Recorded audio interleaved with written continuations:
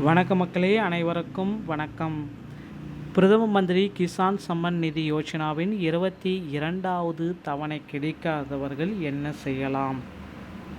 So 22 தவணைகள் release பண்ணியிருக்காங்க. அந்த 22வது தவணைகள் நமக்கு இந்த மார்ச் 13ஆம் தேதி ரிலீஸ் பண்ணியிருக்காங்க.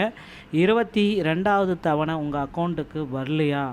சில முக்கியமான விதிமுறைகளை நீங்கள் பின்பற்ற வேண்டியதாக இருக்கும். ஸோ என்னன்றதை பற்றி எல்லாமே நான் இப்போ உங்களுக்கு கிளியராக சொல்ல போகிறேன்.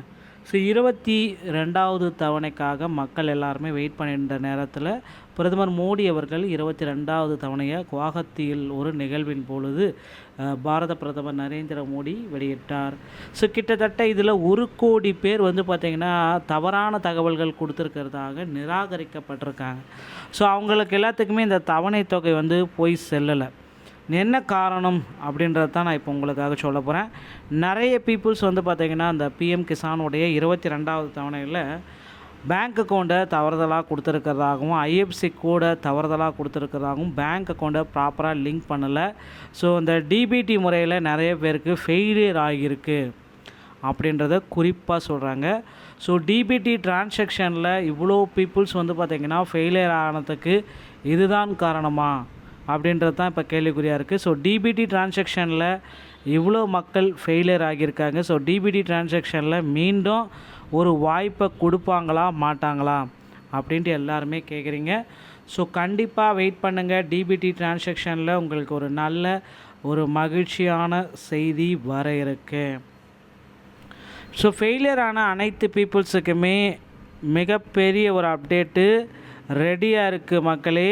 ஸோ ரெடி ஆகிக்கோங்க. உங்களுக்கு உண்டான மிகப்பெரிய ஒரு அப்டேட்டு டிபிடி டிரான்சாக்ஷன் மூலமாக மீண்டும் அந்த ஃபெயிலியர் ஆனவங்க இந்த ஐஎஃப்சி கோடு இந்த மாதிரி எல்லாமே டாக்குமெண்ட் எல்லாமே வெரிஃபை பண்ணாமல் இருக்கிறவங்களுக்கு ஒரு வாய்ப்பை கொடுக்க போகிறாங்க.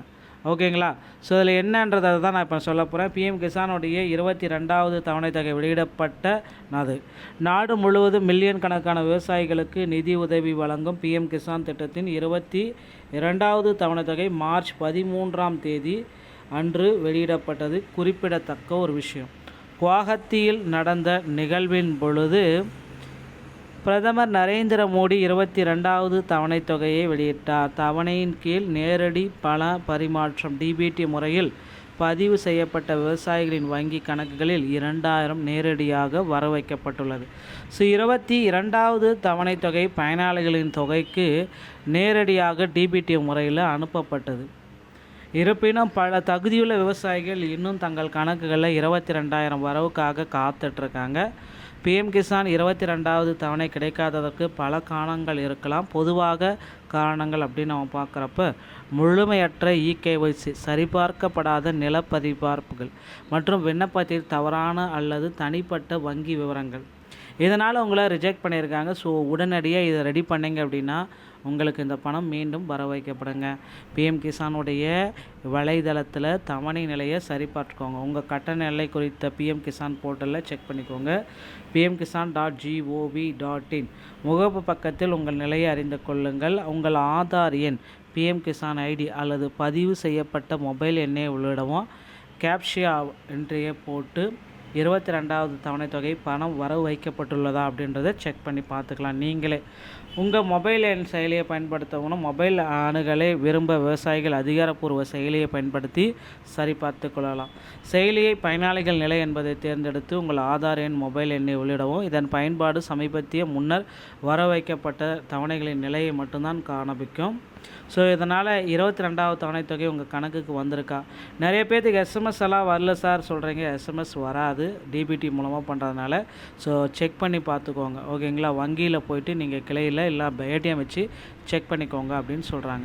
பணம் பெறவில்லை என்றால் உங்களை தேவைகளை பூர்த்தி செய்யும் உடனடியாக பார்த்திங்கன்னா இந்த புகார் எண் ஒன்று கொடுத்துருக்காங்க. அந்த புகார் எண்ணுக்கு தயவுசெய்து ஃபோன் பண்ணி உங்களுடைய நம்பர் டீட்டெயில்ஸ் எல்லாமே சொன்னீங்கன்னா போதும். அவங்க உங்களுக்கு என்ன மிஸ்டேக்குன்றதை சொல்லுவாங்க. ஸோ அதை நீங்கள் உங்கள் இகேஒய்சி, உங்களுடைய இகேஒய்சி மற்றும் புதுப்பிக்கல் எல்லாமே சிஎஸ்சி பொது சேவை அருகாமையில் இருக்கிற இசேவை மையம் மூலமாக நீங்கள் புகாரை கட்டிக்கலாம். ஸோ இதில் பார்த்திங்கன்னா பதிவு செஞ்ச பிறகு ஒரு புகாருக்கு 50 ரூபா சார்ஜஸ் பண்ணுவாங்க. இதன் மூலமாக உங்களுடைய 22வது தவணை தொகையை பெற்றுக்கொள்ளலாங்க. வீடியோ பிடிச்சிருந்தால் நீங்கள் நம்முடைய சேனலை சப்ஸ்கிரைப் பண்ண பெல்லை கிளிக் பண்ணி வச்சுக்கோங்க. மீண்டும் ஒரு நல்ல தகவலோடு நான் உங்களை சந்திக்கிறேன். நன்றி, வணக்கம்.